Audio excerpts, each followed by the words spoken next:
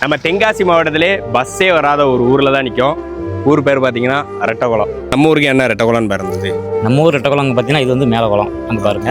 இது அப்படியே நம்ம கீழே குளம். இது 2 குளம் இருக்கிறதுனால நம்ம ஊர் பேர் வந்து ரெட்டகுளம். 2 குளத்து கரையில் அமைஞ்சிருக்கிறதுனால இந்த ஊருக்கு ரெட்டகுளம்னு பேர் இருந்தது. முன்னாடி இரட்டை குளம்னு இருந்தது, இப்போ ரெட்டகுளம்னு மாற்றிருக்காங்க. இந்த காலத்துலேயும் இப்படி ஒரு ஊர் இருக்குங்க, ஒரு அழகான அன்பான ஊருங்க நம்ம ரெட்டகுளம். அதிகமாக விவசாயத்தை மட்டுமே நம்பி இருக்க ஊர் தாங்க நம்ம ரெட்டகுளம். விவசாயம் தான், முதுகெலும்பே விவசாயம் தான். அதுக்கடுத்து கொத்தனார். 10 வருஷத்துக்கு முன்னாடி ஒரு 10 ஒரு number bus Sengottai to Surandai வந்தது.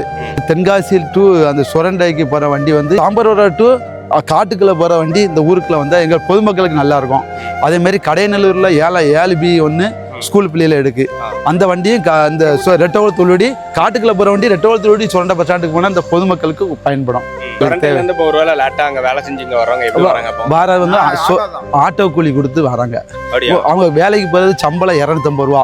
ஒரு தரம் நைட்டு இங்க வீட்டுக்கு வர்றதுக்கு 150 ரூபா ஆட்டோ கூலி கொடுக்காங்க. பஸ் வந்தா நல்லா இருக்கும். தென்காசி டு சுரண்டை போற வண்டி எங்க ரெட்டகுளத்தூர் போனா நல்லா இருக்கும். அதே மாதிரி கடையநல்லூர் வண்டி சுரண்டைக்கு வந்தா நல்லா இருக்கும். மினி பஸ் போச்சு, அது நிப்பாட்டிட்டாங்க.